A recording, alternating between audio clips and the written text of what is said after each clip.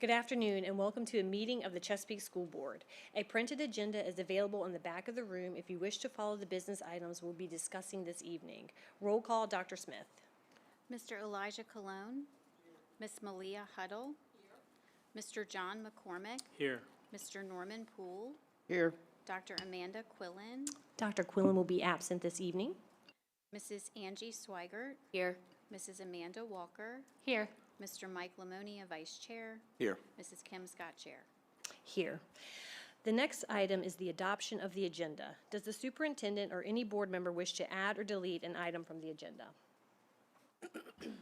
Madam Chair, no items to add to the agenda, but we will need a closed session as required for personnel matters and student matters. I'll entertain a motion for approval. So moved. Moved by Ms. Huddle. Is there a second?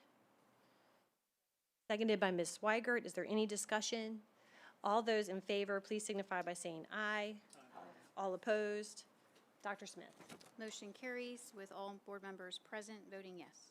We will now go into the closed portion of our meeting. I'll ask Vice Chair Lamonia to read the language to take us into closed session. Chair Scott, I move that the board convene in closed session pursuant to the Code of Virginia, Section 2.2-3711, subsections A1 and A2, for discussion and consideration of personnel matters, including administrative appointments, employee contracts, and student disciplinary matters. Is there a second? Seconded by Ms. Huddle. Is there any discussion? All those in favor, please signify by saying aye. All opposed? Dr. Smith. Motion carries with all board members present voting yes. Before we move into closed session and in accordance with bylaw 2-33, we will need a motion to approve the remote participation of Sands Anderson attorney Nikki Chook, who will join us for the discussion in closed session. I'll entertain a motion for approval. Moved by Mr. Lamonia. Is there a second? Seconded by Mr. Colon. Is there any discussion? All those in favor, please signify by saying aye. All opposed? Dr. Smith. Motion carries with all board members present voting yes. We are now in closed session.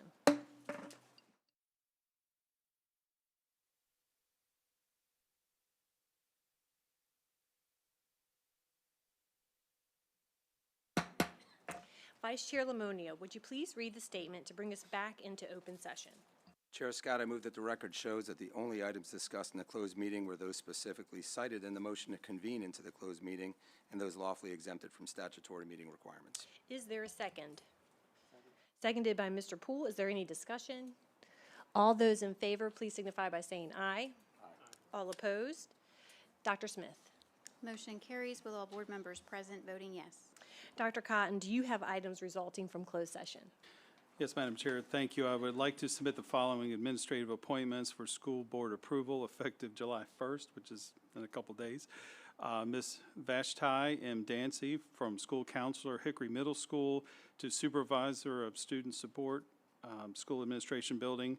Dr. Karita A. Page from assistant principal, Deep Creek Middle, to assistant principal, Western Branch High. Ms. Ayana C. Dorsey from teacher, Greenbar Middle, to assistant principal, Deep Creek Middle. I'll entertain a motion for approval. Moved by Mr. McCormick. Is there a second? Seconded by Mr. Lamonia. Is there any discussion? All those in favor, please signify by saying aye. All opposed? Dr. Smith. Motion carries with all board members present voting yes. Next, I will entertain a motion regarding the appeal under School Board Policy 9-21. Mr. Lamonia. In regards to the appeal of the superintendent's decision pursuant to School Board Policy 9-21 and in reference to Student 6-29-26A-1, I move to support the recommendation of the superintendent. Is there a second? Seconded by Mr. Colon. Is there any discussion? All those in favor, please signify by saying aye. All opposed? Dr. Smith. Motion carries with all board members present voting yes. Next, I would like to provide an update on the superintendent search process. The school board has reached a decision on the selection of our next superintendent and has begun the contract negotiation process. We look forward to announcing the new superintendent once a contract has been finalized and is ready for board consideration. As you know, Dr. Cotton's current contract expires on June 30th, 2026. Because the new superintendent's contract has not yet been finalized, Dr. Cotton has graciously agreed to continue serving for a short period of time while we complete this final phase of the search process and prepare for a smooth leadership transition. To accomplish that, the board will consider an employment agreement this evening that will allow him to continue serving after June 30th. I also want to address the term of the agreement. Although the board and Dr. Cotton agree that this arrangement will last only until the new superintendent assumes the position, which we anticipate will be a relatively short period of time, Virginia law requires all superintendent contracts to end on June 30th of a contract year. For that reason, the agreement before us has an end date of June 30th, 2027. Before the board considers the proposed employment agreement, there is one procedural matter that must first be addressed. Virginia Code 22.1-60 provides that when a superintendent's contract is renegotiated, school board members must receive at least 30 days' notice before a vote is taken, unless all members unanimously agree to proceed without the 30-day notice. In light of the need to ensure continuity in the leadership of our school division beyond June 30th, the board will first consider whether to waive the 30-day notice period permitted under Virginia law. At this time, I will entertain a motion that the school board agree to consider the proposed employment agreement without the 30-day notice provided for in Virginia Code 22.1-60. So moved by Ms. Huddle. Is there a second? Seconded by Mr. Poole. All those in favor, please signify by saying aye. All opposed? Dr. Smith. Motion carries with all board members present voting yes. We will now consider the proposed employment agreement with Dr. Jared A. Cotton. I will entertain a motion to approve the employment agreement between the School Board of the City of Chesapeake and Dr. Jared A. Cotton, effective July 1st, 2026 through June 30th, 2027, for the purpose of allowing Dr. Cotton to continue serving as superintendent until a successor is appointed and assumes the position in accordance with the terms of the agreement. I move approval. Moved by Ms. Huddle. Is there a second? Seconded by Ms. Swigert. Is there any discussion? All those in favor, please signify by saying aye. All opposed? Dr. Smith. Motion carries with all board members present voting yes. On behalf of the school board, I want to thank Dr. Cotton for his continued commitment to Chesapeake Public Schools and for his willingness to remain in this role to ensure a seamless transition. We appreciate his leadership and look forward to introducing our next superintendent in the very near future. Now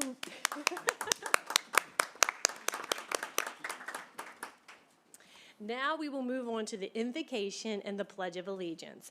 At this time, I'd like to call upon Pastor Tracy Gregory from Emmanuel Baptist Church to provide tonight's invocation. Afterwards, I'll ask board member Ms. Malia Huddle to lead us in the pledge. Please stand as you are able. Would you join me in prayer? Father, we thank you for the opportunity to gather here today. We thank you for your many blessings, for your goodness that knows no end, for your love that knows no limit, and for your grace that is beyond our comprehension. You are a faithful Father, the giver of all good things.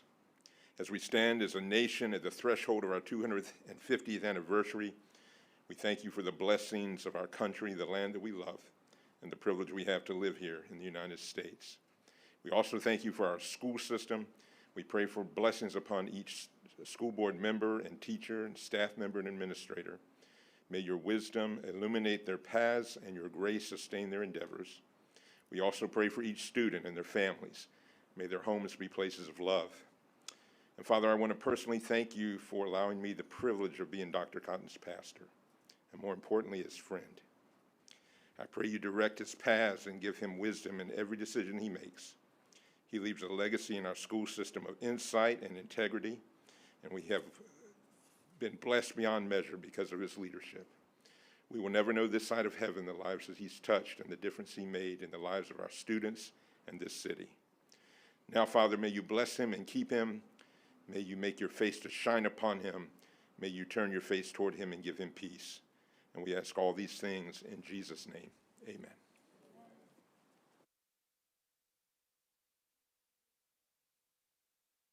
Allegiance to the flag of the United States of America and to the republic for which it stands, one nation, under God, indivisible, with liberty and justice for all. Thank you, Pastor Gregory, and thank you, Ms. Huddle, for leading us in the pledge. And I absolutely love and then how fitting it is to have Dr. Cotton's pastor and friend here tonight to lead us in tonight's invocation. Next on our agenda is awards and recognitions. At this time, we were scheduled to welcome members of the Virginia Senate to present Senate Resolution Number 172, adopted during the 2026 session of the Virginia Senate, commending Dr. Jared A. Cotton for his distinguished service and leadership upon his retirement from Chesapeake Public Schools. Unfortunately, members of the Senate were called to Richmond for a special session of the Virginia General Assembly to address the Commonwealth's budget and therefore are unable to join us this evening.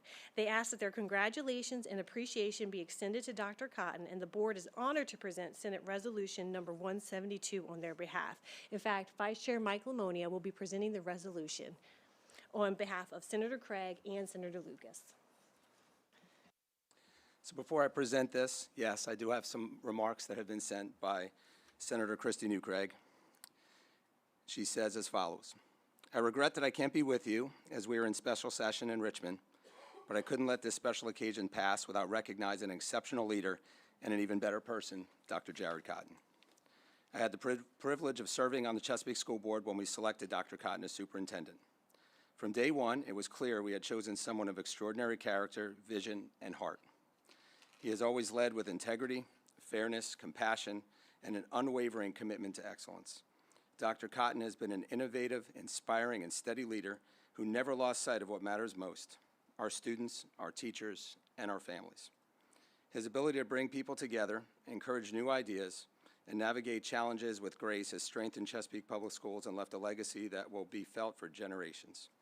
Dr. Cotton, thank you for your remarkable service, your steadfast leadership, and the countless lives you touched throughout your career. Chesapeake is stronger because of you, and we are deeply grateful. Congratulations on a truly well-earned retirement. May this next chapter be filled with joy, good health, new adventures, and the same sense of purpose you've so generously shared with our community. God bless you, and thank you, Senator Christy New Craig.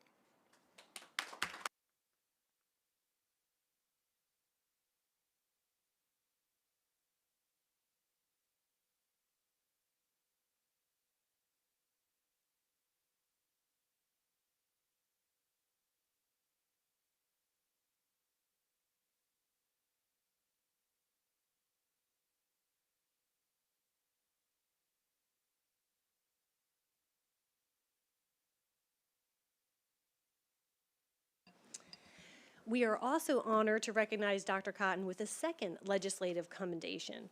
At this time, I am pleased to welcome members of the Virginia House of Delegates who are here to present House Resolution Number 358, commending Dr. Jared A. Cotton for his exemplary service to Chesapeake Public Schools.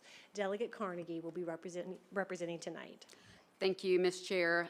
The House of Delegates met earlier today, so we were back in time. The Senate is still in session. Dr. Cotton, on behalf of the Chesapeake delegation of the Virginia House of Delegates, we want to present to you this commending resolution. I will ask Senator New Craig where she got her frame so that we can get you one to match it. I'm not going to read the entire resolution because I think all of us know how amazing Dr. Cotton is and everything that he's done for our schools. My daughters are in Chesapeake Public Schools. I'm a graduate of Chesapeake Public Schools. I have siblings that work in the schools, and everyone sings your praises. I do want to read the last paragraph because I think it speaks to exactly who you are. And it says that whereas, with integrity, compassion, and an unwavering commitment to the students, teachers, and families he serves, Jared Cotton has embodied the ideals of education profession and made a profound and lasting impact on countless lives. And I think that statement couldn't describe you more. And so we want to congratulate you. Your wife said there's no vacation planned yet, but we hope one does get on the books, and offer our congratulations from the Chesapeake delegation in the House of Delegates.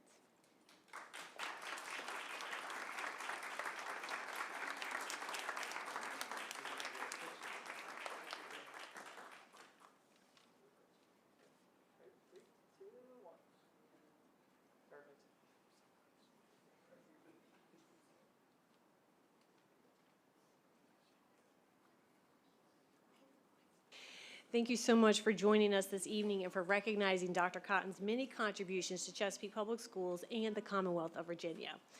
Finally, the clerk has prepared a resolution for the board's consideration honoring Dr. Cotton's service, which I will read on behalf of the board. Be it known to all persons that we, the members of the Chesapeake School Board here assembled this 29th day of June 2026, do hereby pay tribute to the outstanding and dedicated service rendered by Dr. Jared A. Cotton as Superintendent of Chesapeake Public Schools. Whereas Dr. Cotton is a proud graduate of Great Bridge High School, go Wildcats, in Chesapeake, and began his lifelong connection to Chesapeake Public Schools as a student at Crestwood Intermediate School, later returning to that very school to begin his educational career as a fifth grade teacher in 1992. And whereas Dr. Cotton's commitment to lifelong learning is reflected in his academic and professional achievements, including an associate degree from Tidewater Community College, a bachelor's degree in middle school education from Old Dominion University, and both a master's degree in educational administration and a doctorate in educational administration and policy studies from the George Washington University. He has also earned advanced certifications from the University of Virginia, Cornell University, and AASA, the School Superintendents Association. And whereas throughout his distinguished service to Chesapeake Public Schools, Dr. Cotton served as an instructional technology specialist, summer school coordinator, assistant principal, principal of G.A. Treacle Elementary School, and director of assessment and accountability, positively impacting students and staff across the division. And whereas he further served as Associate Superintendent for Educational Leadership and Assessment, Virginia Beach City Public Schools, and as Superintendent of Henry County Public Schools, before returning home in 2018 as Superintendent of Chesapeake Public Schools and being honored as the 2019 Virginia Superintendent of the Year by the Virginia Association of School Superintendents. And whereas Dr. Cotton's collaborative, student-focused leadership guided the division through innovation and continued excellence, earning him the 2022 Communication Technology Award for Superintendents from the National School Public Relations Association and recognition as the 2025 Region 2 Superintendent of the Year. And whereas his career has been marked by collaboration, innovation, and a steadfast belief in the power of public education to transform lives, to inspire, engage, and empower all learners to achieve their highest potential. Now, therefore, be it resolved that the Chesapeake School Board hereby expresses its deepest gratitude and highest commendation to Dr. Jared A. Cotton for his extraordinary service and leadership, and be it further resolved that upon his retirement, the Chesapeake School Board extends its sincere appreciation and warmest wishes for health, happiness, and fulfillment in the years ahead. And we all attest to this.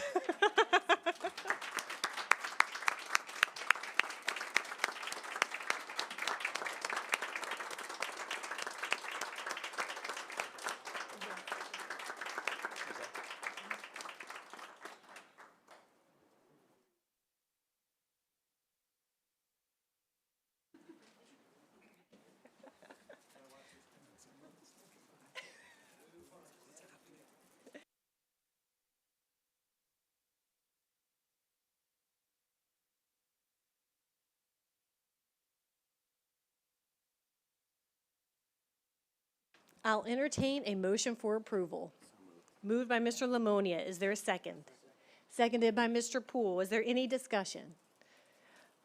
All those in favor, please signify by saying aye. Aye. All opposed? Dr. Smith. Motion carries with all members present voting yes. Dr. Cotton, the floor is yours. Thank you for that. Tough night, tough night. Oh, good evening, board members, staff, and community members. Truthfully, I've been dreading this evening for some time. All year, I've been experiencing my lasts as a superintendent for CPS, the last graduation, the last retirement ceremony, last Teacher of the Year ceremony, last school board meeting. Just kidding.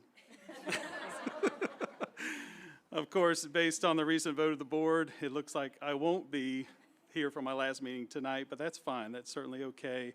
It gives me a little bit more time to prepare for what's next. And as I've shared, I'm happy to continue to assist the board as you progress toward making an important decision about the next leader of this incredible school division. My decision to retire marks a culmination of what is nearly 8 years in this role, 34 years in public education, in Virginia. As you know, it's a career that started as a 5th grade teacher at Crestwood Elementary in the same classroom where I was once a student, and it's been an honor of a lifetime to serve this district and our community at the end of my career where I started. I'm incredibly proud of all that we've accomplished together in support of our students, families, and staff. Thankful that my wife, Joanna, is here. I need to make her stand, right, so we can wave, or just wave.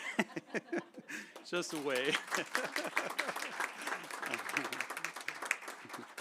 Yeah, I promised her I wouldn't do that, so I'm in trouble now. But I appreciate her support and encouragement over the last 8 years. This job certainly requires the support of your family because it impacts those closest to you as well. And I certainly could not have done this without her encouragement or the support of our amazing kids. I'm also touched that my pastor and my friend is here tonight. Tracy, thank you for being here this evening. You're one of my best friends, and I appreciate you being here tonight. A lot of people don't realize this, but when I took the oath of office 8 years ago, guess who was here? This guy. So we appreciate that. Over the course of my tenure, Chesapeake Public Schools has been meaningful. We've made meaningful progress in several areas that I'm really proud of. And of course, anytime I can brag about Chesapeake Public Schools, I take the moment to do that. I'll be brief. We've expanded and strengthened career and technical education opportunities, ensuring more students graduate with the skills and certifications needed for success in the workforce or post-secondary education. We prioritized and enhanced school safety through updated protocols, investments in security infrastructure, and close partnerships and local law enforcement. And we've made significant strides in technology integration, equipping classrooms and students with tools necessary for modern learning, while also building the digital infrastructure to support it. I'm also pleased that we've been able to address salaries for our employees over the past several years. And as you'll find out this evening, we're going to continue to keep that a priority moving forward. And CPS, we want to continue to recruit and retain the best and the brightest. These achievements were not possible and could not be possible without a dedicated team behind them. I want to extend my deepest appreciation to our current school board members. Thank you for keeping me around. Our past school board members of the Chesapeake School Board, all of our board members have provided guidance, collaboration, unwavering commitment to public education. Your leadership has been vital to our overall success. A lot of people don't see all that happens behind the scenes, so I appreciate all of you. I also want to recognize and thank the extraordinary staff of Chesapeake Public Schools. Our teachers, administrators, support staff, and central office professionals are the ones who carry out the hard, meaningful work each and every day, and their dedication to our students and families inspires me. It's been an honor to lead alongside them, and it's also been an honor to serve with this incredible leadership team of mine who are seated right here at the dais. I appreciate my cabinet more than they know, and I certainly am going to miss having them in my foxhole, as we like to call it. I often say that I get a lot of attention in this role, but I'm not the one doing all the work. It's the people of CPS who make the difference each and every day for our students and their families. I know that this will continue long after I leave.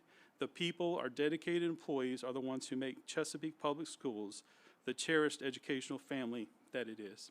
As I prepare for my next chapter, even though it'll be delayed a little bit, that's okay, I do so with confidence in the future of this district. Chesapeake Public Schools is on solid ground, and I'm committed to ensuring a smooth and effective transition as we welcome a new superintendent in the near future. Thank you for the opportunity to serve this exceptional community. I will always carry with me a deep sense of pride in what we have accomplished together. Thank you, and may God continue to bless CPS. Thank you.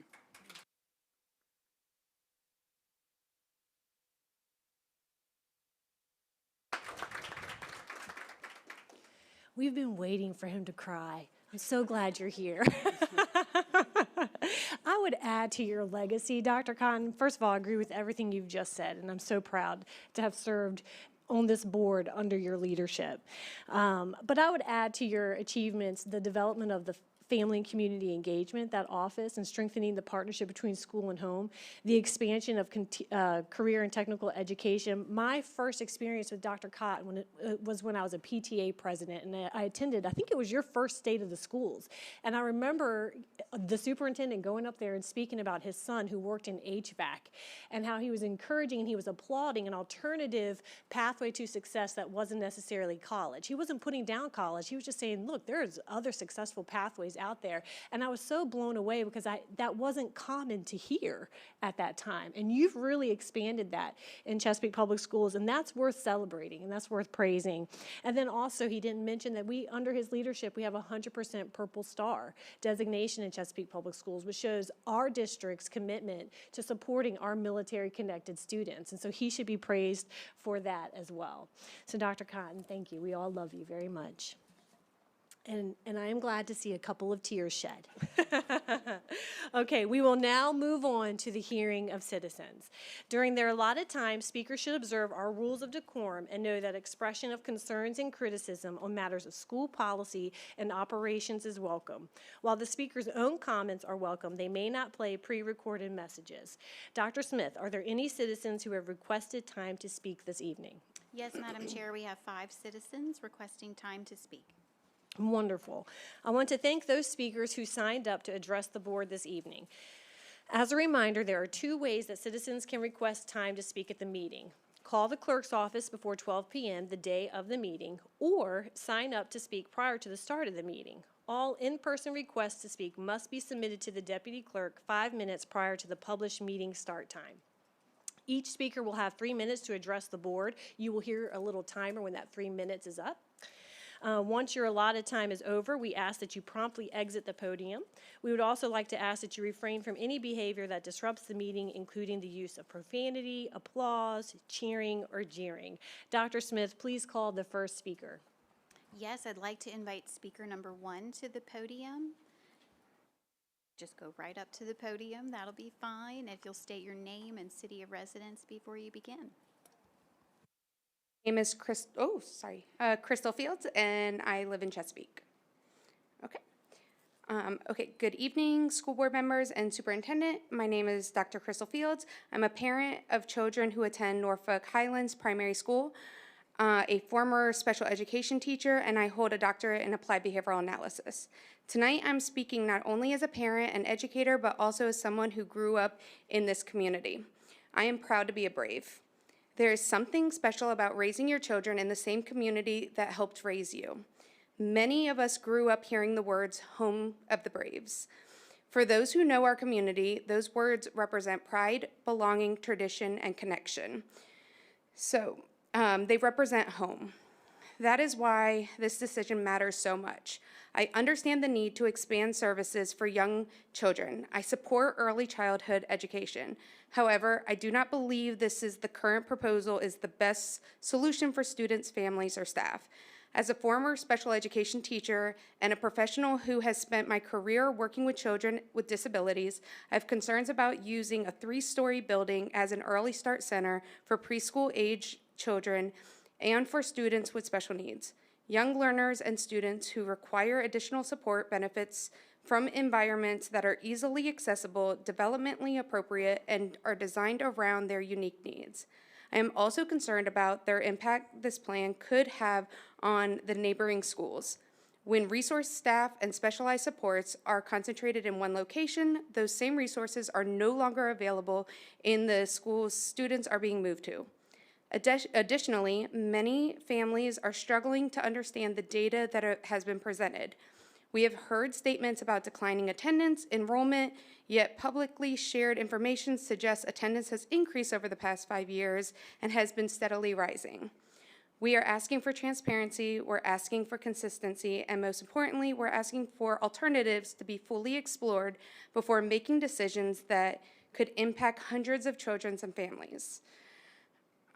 This is not just about a building. This is about preserving a community, protecting student relationships, and ensuring that decisions are based on clear, accurate data. I respectfully ask that you reconsider the proposal and work with families to find solutions that support early childhood education while preserving Norfolk Highlands Primary School and the community it serves. Thank you for your time and consideration. Speaker number 2, it's your turn at the podium. Please state your name and your city of residence before you begin. Hello. My name is Cameron, and I'm in Chesapeake. Hello, my name is Cameron, and I just finished my first grade at Norfolk Highland Primary School, and I'm about to be a second grader. I love my school. I love my teachers, my classroom, and my friends. When I heard that my school might change and that I might have to go to a different school, it made me feel sad. My friends are important to me. We learn together, play together, and help each other every day. It took time for me to make these friendships, and I don't want to lose them. I'm excited to become a second grader, but I want to continue learning with my friends I already know and care about. Starting at a new school can be scary for kids.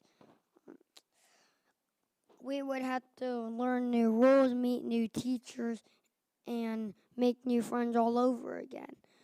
I know grown-ups have important decisions to make, but I hope you would think about these changes affect kids like me. Please help our school community together. Thank you for listening to me. Speaker number 3. Speaker number 3, it's your turn at the podium. Please state your name and city of residence before you begin.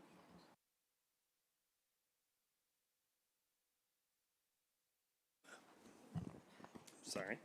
My name is Ozan Duran, and I'm a Norfolk Highlands resident. Good evening, school board members. Tonight, I stand before you after my coalition and I collected over 1,000 signatures in 4 days to prevent Norfolk Highlands from repurposement. This school is well loved by the community, the students, and its teachers, and its accomplishments warrant its preservation as well. The first page in front of you, you should have received a document, are the enrollment trends leading up to 2025 according to the VDOE. Norfolk Highlands has had consistently increasing enrollment and is near capacity along with Georgetown. On the second page, Norfolk Highlands is not just doing well locally.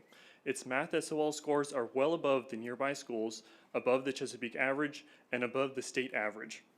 We also see NHP teachers and students outperforming other local schools in English. On the third page, we see where students will be going and what challenges they will face. Prior to third grade, NHP is the only school not under additional scrutiny by the VDOE. Georgetown needs intensive support, has 6 portables, and is slated for future changes. Portlock and Rena B. Wright are weak or off track and are both slated for future changes.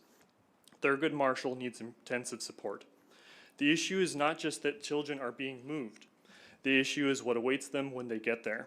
They are being moved from an on-track school into schools already under academic pressure, capacity pressure, or future changes. This proposal does not create stability for Norfolk Highlands students. It fractures a working school community and sends children into more disruption. Research on student success tells us that disruption matters. Moving schools matters. Breaking apart peer groups matters. Changing teachers, routines, bus routes, and school communities matters. Over 110 years of legacy matters. So citing research that says children need less change to do better while doing the opposite without proper staging is a bad idea and against CPS policy outlined in the CIP. With a lack of promised transparency into this decision and the underlying data, how can Chesapeake residents trust this process? CPS is not just repurposing a building. CPS is scattering a school community. If Norfolk Highlands were failing, this would be different. If CPS had shown a clear academic benefit, this would be different. But Norfolk Highlands is not failing. Norfolk Highlands is performing well, growing, loved, and on track. The burden is not on parents, teachers, and children to prevent the closure of their school. The burden is on CPS to prove that closing Norfolk Highlands will help children. And right now, CPS has not met that burden, nor has it been compliant with FOIA. All sources that I've cited are available on SaveNorfolkHighlands.com. Thank you for your time tonight.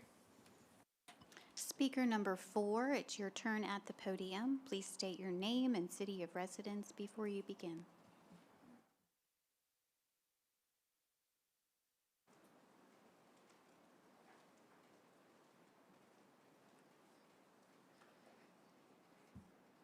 Good evening, everyone. My name is Cheryl Poe, and I am the Executive Director of Advocating for Kids, and we are housed in Virginia Beach, Virginia, though we provide services across the state of Virginia and nationally. The Individuals with Disabilities Education Act, IDEA, and Section 504 are not optional services. Instead, these are protections for our students with disabilities. Each year, Chesapeake Public Schools accepts millions of dollars, federal money and state money, that are special education funds, and the superintendent, Dr. Cotton, and your new superintendent will be required to sign something that certifies that the division will follow the law, the federal law, and provide students with disabilities with a free and appropriate public education. However, that's not happening. Those obligations go beyond just signing that certification.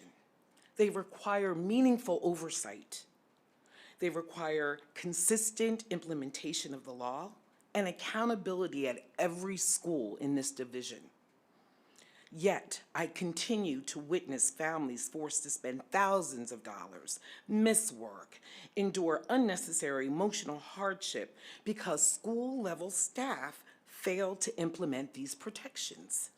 One family hired me after their son's 504 accommodations at Cedar Road Elementary under Susan Page's leadership was not implemented for weeks despite repeated notices, and the student was suspended repeated times during that same period.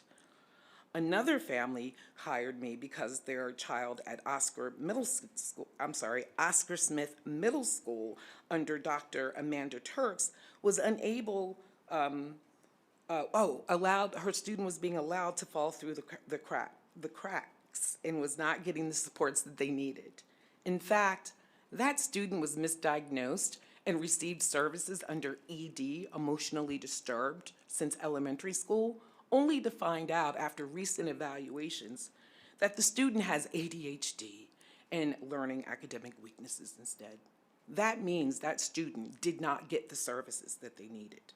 And then when the student was suspended after that fact, the administrator of the school told us that we could not appeal an in-school suspension. When we asked for the written policy that you all developed, we weren't given anything. We were not given a policy that supported that. These are not isolated disagreements. These are examples of why parents can't trust the school system at times if you are a parent of a child with a disability. When policies are misapplied and when disability supports are not implemented, or when families receive inaccurate information. Thank you. Speaker number 5, it's your turn at the podium. Please state your name and city of residence before you begin.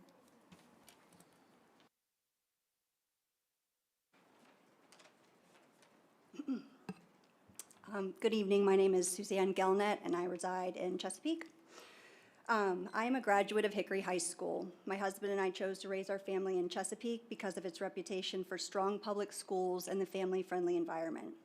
I am now the mother of 2 former Chesapeake Public School students. I emphasize the word former because based on our experience this year, my children will likely never set foot in a Chesapeake Public School ever again. Before this year, I was a proud member of the CPS community. I always maintained positive relationships with my children's teachers and never imagined I would find myself standing before a school board sharing concerns like these. One of my children is on the autism spectrum and has ADHD. He was having a very strong year until his permanent teacher left in February. Over the course of 2 months, he experienced 5 teacher turnovers. Many of those teachers were not qualified or certified to even teach. During that time, his 504 accommodations were not in place, and he struggled tremendously, as any child would in such a chaotic environment, but especially a child with autism who depends on consistency and routine. Rather than receiving the support he needed, he was repeatedly punished and received multiple out-of-school suspensions. I asked for help on numerous occasions and tried to work with the school, but instead was told things like, there's just not enough time in the school year to make an impact here. It was not until I hired a special ed advocate that my concerns were taken seriously and meaningful action occurred. No family should have to spend the money on professional representation to ensure that the law is simply followed. The retaliatory behavior that resulted from my advocacy was truly unbelievable. What concerned me most was a culture that appeared more focused on investigating and disciplining children than partnering with families to provide the support they are legally required to provide. My child was called an offender on multiple occasions. Lengthy investigations were conducted, and I was even told not to contact the school during that time because it would be unproductive. Since then, I have participated in FERPA hearings and a disability discrimination investigation. And while the district ultimately issued extensive recommendations for changes that Cedar Road Elementary should make moving forward, there was no meaningful resolution for my family, and the underlying issues were never addressed. Cedar Road has documented failures that resulted in no accountability. As a result, my children will not attend Chesapeake Public Schools in the fall, and I intend to pursue additional complaints at the federal level regarding disability discrimination and the denial of my son's right to a free, appropriate public education. I will also share my experience with anyone who asks about Chesapeake Public Schools, because I hope that no other family has to endure what ours did this year. Chesapeake Public Schools can and must do better. Thank you for your time. This completes the speakers for this evening. Thank you, and thank you for sharing your comments. Our practice is to receive information, however, we do not usually engage in dialogue, and that's our intent tonight. However, I do want to say to the Norfolk Highlands primary families that it's out of order for me to typically ask questions at this time, so I'm not, but at the end of the meeting, I am planning on asking Dr. Cotton a question regarding Norfolk Highlands primary, so if you wanted to stay and listen to that. But I also wanted to make a comment to the young man who spoke tonight, Cameron. Talk about being brave. Come on, man.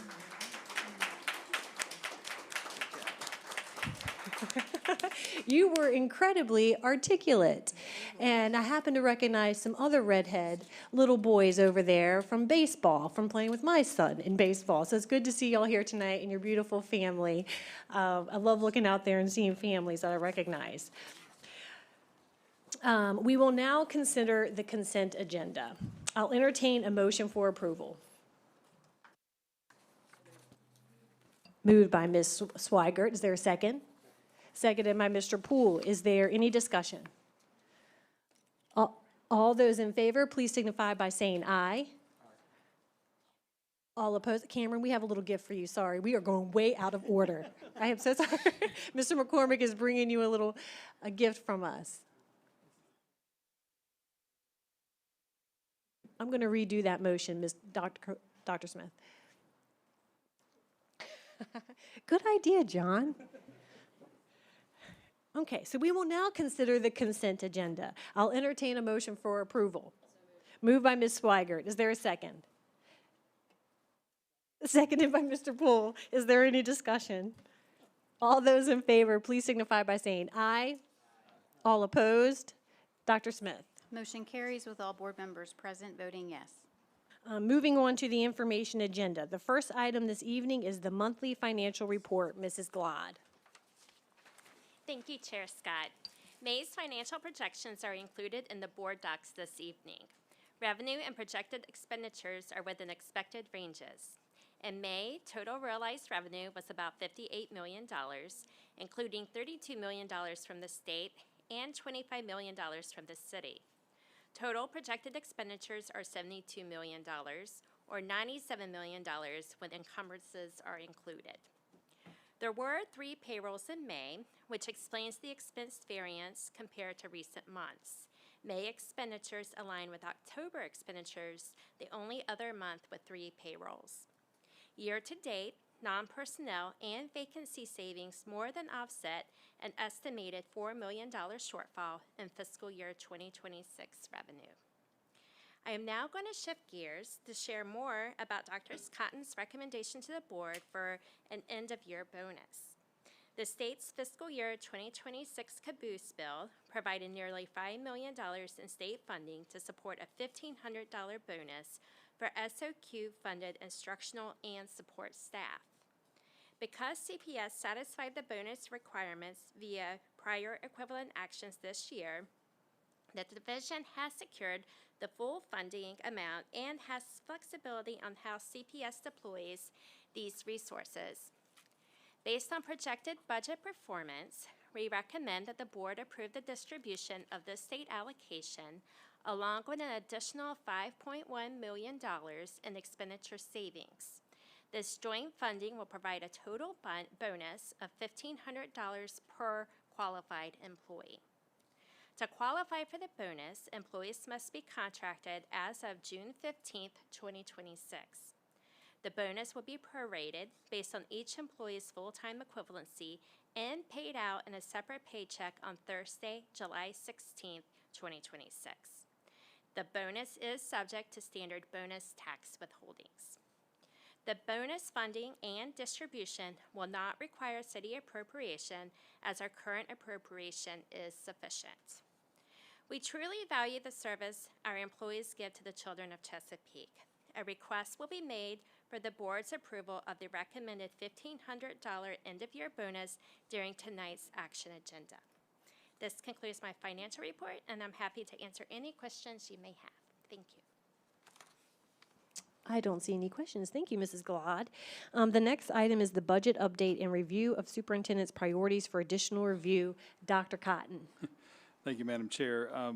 I did ask Ms. Glad to provide an update on the budget this evening. Good news, we understand we have a budget that was signed by the governor earlier this evening, and I did provide the priorities that we wanted to bring forward in the event that we get additional funds. Good news, we're looking at additional funds coming our way, and I wanted Ms. Glad to present what it looks like and what we're proposing in general moving forward. I need to come back to the board at the July meeting with, good thing I'm going to be here, right?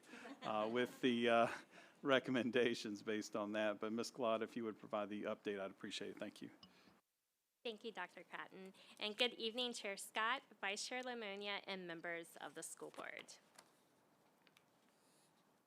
In tonight's presentation, I will provide an update on the 2026-2027 budget and review Dr. Cotton's priorities for additional revenue. We will start with a timeline for finalizing the budget. Then we will review additional revenue provided from the state, city, and schools budgets. Finally, we'll examine Dr. Cotton's priorities for the additional revenue. Let's get started with the timeline. The General Assembly passed the budget early last week, which Governor Spanberger returned on Friday with 14 amendments. The General Assembly reconvened earlier today, approved the amendments, and now a state budget is secured for July 1st. Regarding the city manager presented his budget on March 24th, and the City Council approved it with an appropriation ordinance on May 12th.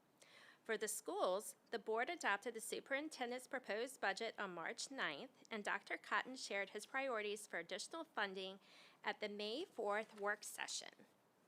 With a final state budget now available and additional revenue accessible, a final budget reconciliation will be provided on July 13th, at which time board action will be requested to approve revisions to the adopted budget.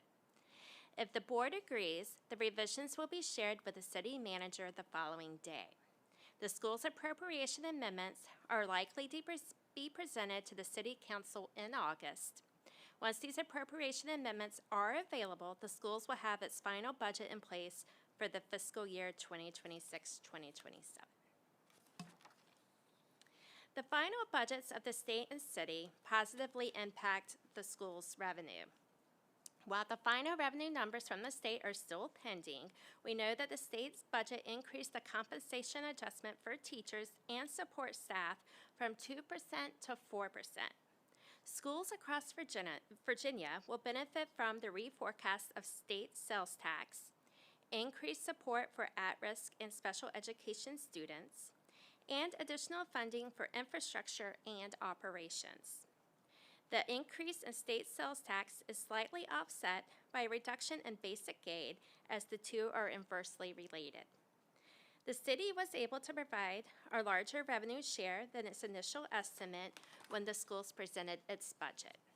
Additionally, it positively adjusted interest income by increasing the revenue share, given that interest income tends to be under forecasted, often resulting in a larger true-up. Furthermore, since the school's budget was initially presented, budget savings have been identified due to the 2026-2027 CSEP contract rates being held flat and savings in transportation technology.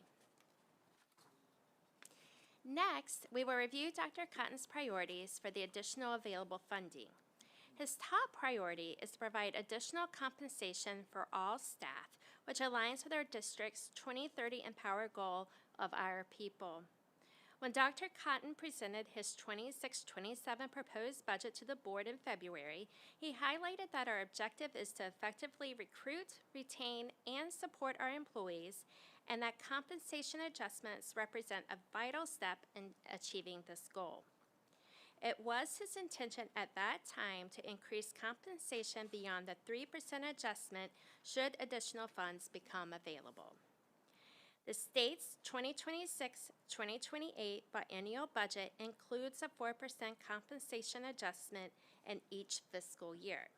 Lawmakers cite Virginia teacher salaries being below the national average as the reason for these increases over the next 2 years. From a local perspective, Chesapeake's starting and experienced teacher salaries are trailing behind those of neighboring districts. Furthermore, the salaries of unified and part-time employees are not keeping pace with the Virginia minimum wage. When our 2026-2027 budget was adopted by the board, there was no planned increase to Virginia's minimum wage for the upcoming year. However, the state budget now includes a 7.7% increase in the minimum wage effective this coming January. In comparison, the Unified Scale starting wage, effective July 1st, has increased by 4.1%, and part-time rates have not increased in the past 2 years. The last adjustment in state minimum wage was made 2 years ago. In this slide, we take a closer look at how we compare to our neighboring districts. Unfortunately, in recent years, we have fallen behind in starting teacher pay. We are currently ranked 5th among local districts, and starting July 1st, we will fall to last. Our competitiveness in teacher pay does not improve with years of experience either. Unlike in years past, Chesapeake now ranks 5th at 5, 15, and 30 years of experience for the upcoming fiscal year. To improve our competitiveness locally, statewide, and nationally, Dr. Cotton aims to utilize as much of the available additional revenue as possible for further compensation adjustments beyond the 3% approved for teachers and unified staff, effective as soon as an appropriation amendment is approved. Should the appropriation amendment come before the first contract pay for 12-month employees, this group of employees will receive the additional adjustment retroactively once the appropriation amendment is approved. Additionally, Dr. Cotton intends to provide a compensation adjustment for all part-time staff effective January 1st. For any remaining additional revenue, Dr. Cotton has worked with his cabinet and identified several one-time funding priorities. As we conclude our presentation, we appreciate your time this evening. We now welcome any questions or discussions you may have. Thank you. I do not see any questions at this time. Thank you, Ms. Glod. Moving on to the action agenda, the only item is the employee bonus recommendation. Dr. Cotton. Thank you, Madam Chair and members of the board. We are excited that we are able to offer the $1,500 bonus to our qualified staff that Ms. Glod shared earlier. We decided to wait until this point in the year to find out exactly how much funds we would have to apply toward this. If you all remember, the state does not provide the funds for all employees to receive this bonus. It's only provided for the SOQ funded, standard of quality funded positions. So the school division has to pick up the remaining cost to provide that to all employees. And as we've done in the past, we want all employees to benefit from this. And Melissa and her team have done a great job tracking all through the year to see where we're going to end up as we close out the year. And we're excited to offer the $1,500. we need board approval to do that. So I would like to ask the board to consider approval so that we can move forward with offering that bonus to our employees. I'll entertain a motion for approval. Oh, Ms. Huddle has a question before we do that. Ms. Huddle. Dr. Cotton, and I just passed Ms. Glaude a note asking the question. What percentage of our actual employees are considered SOQ positions, or how many folks are we making up the difference for that are not SOQ positions? We can pull that for you. It's going to take us a little bit of time to do the math on that. But as you know, because you and I have talked about this before, the required positions that a school division has, every school division staffs for well beyond those positions, because obviously we need those positions to support our students and staff. So we can get that for you, but there are various formulas that are used for an assistant principal for a certain number of students, a counselor for a certain number of students. All of those are allocations that we can do the math and provide you with some background on that. I don't want to say something tonight, and I'm looking at Ms. Glott. I don't think you want to say something tonight either until you've had a chance to do the math. But you are correct that we do fund well above those minimum requirements, and we can pull that for the board. That was the point I wanted to ensure, is that our employees understand that Chesapeake for them is going above and beyond to let them know how much we appreciate their hard work. Okay, I'll entertain a motion for approval. Moved by Mr. Lamonia. Is there a second? Seconded by Mr. McCormick. Is there any discussion? I was going to say something. I'm more than happy to support the $1,500 bonus. And Dr. Cotton, I agree with you with the need to increase teacher compensation to remain competitive. What I wish that the community could see is our benefits package for our teachers, and how really no other district can compete with Chesapeake when it comes to that. But all those in favor, please signify by saying aye. All opposed? Dr. Smith. Motion carries with all board members present voting yes. We will now move on to the superintendent's report. Dr. Cotton.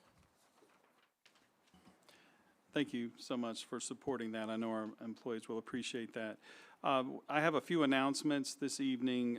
First of all, we'd like to inform our community that all Chesapeake Public Schools and administrative offices have transitioned to our summer operating schedule. If you haven't noticed already, our hours are Monday through Thursday, 7:30 a.m. to 5 p.m.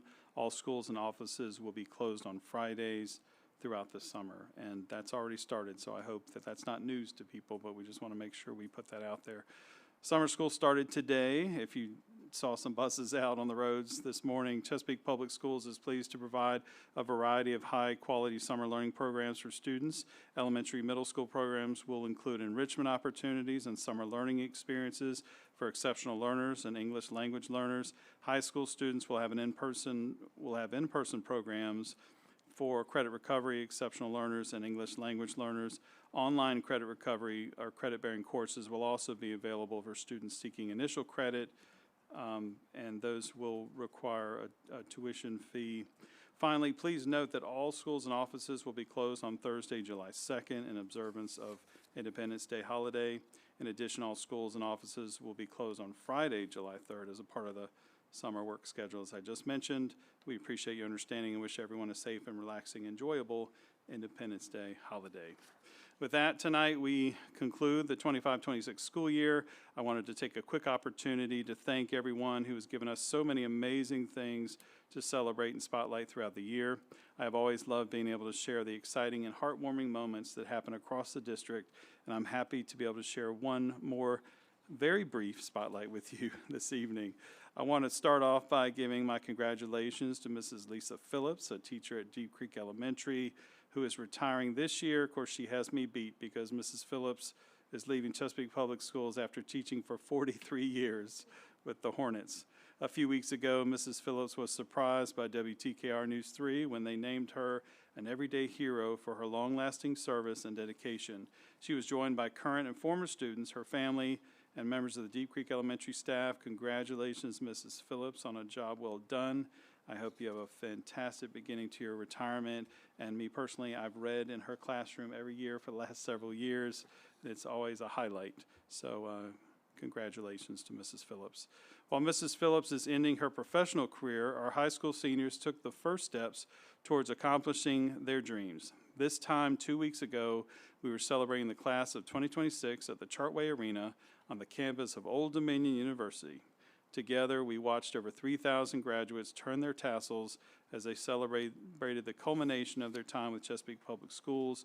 Over the course of 3 days and 7 graduation ceremonies, our graduates walked across the stage and received their high school diplomas in front of families, teachers, friends, classmates, and special guests. Graduation is always a happy time for our students and their families, and I'm beyond excited to see where the future takes them. I'd also like to thank our board members who attended as well. I'd like to thank everyone who came together to make the event so special, and we took some time to share some highlights from this year's ceremonies. We have a quick video to share with you so that we can relive those great moments. If we can go ahead and run that video.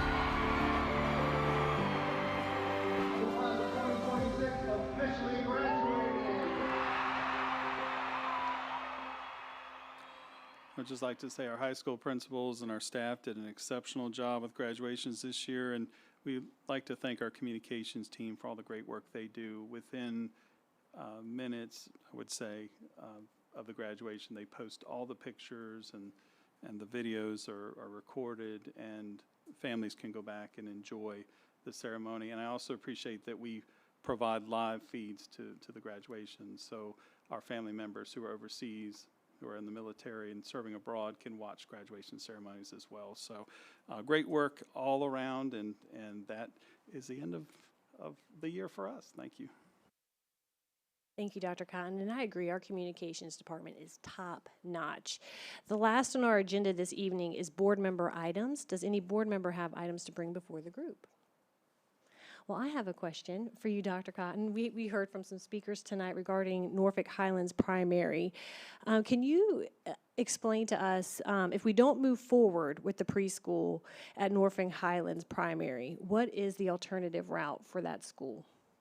Well, ultimately, the board will make the final decision on that. But with the school being less than 300 students, it's a very small elementary school, and when you look at our long-term plan, we are moving many of our schools to K-5s as they get renovated or we build new schools. So the fact that we can parcel out those students to different schools within the community, the question becomes, how are we going to use this existing school, and are we being efficient with our taxpayer dollars and with our funding? So we have to make those tough decisions.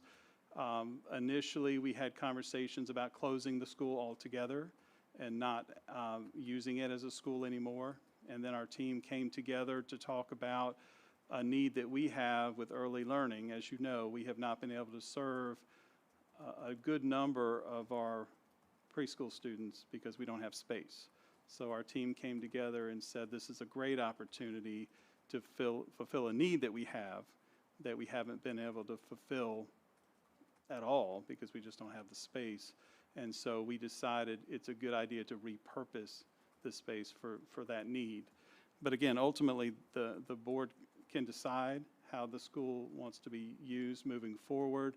There are other spaces we're looking for We do have the regional special education program that we need to find another location for.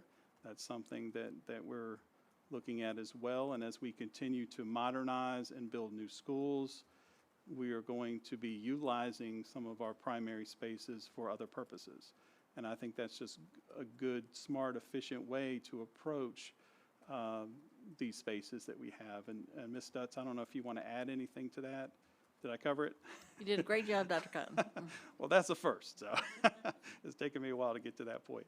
But anyway, we do have lots of conversations about this, because certainly we do know that it is a loved school with lots of history. We understand that, but we certainly don't want to close a school when we can have another purpose for it. So that's how we got to this point. But ultimately, you know, we presented this to the school board and we shared it at a couple work sessions, and then we discussed moving forward, but certainly it's up to the board to decide how you want spaces to be used. We're here to make recommendations, but I tell you, our recommendation remains to use it as a preschool center. Thank you, Dr. Cotton. And then two final comments. I want to wish a very happy birthday to fellow board member Norman Poole. He celebrated his birthday earlier this month.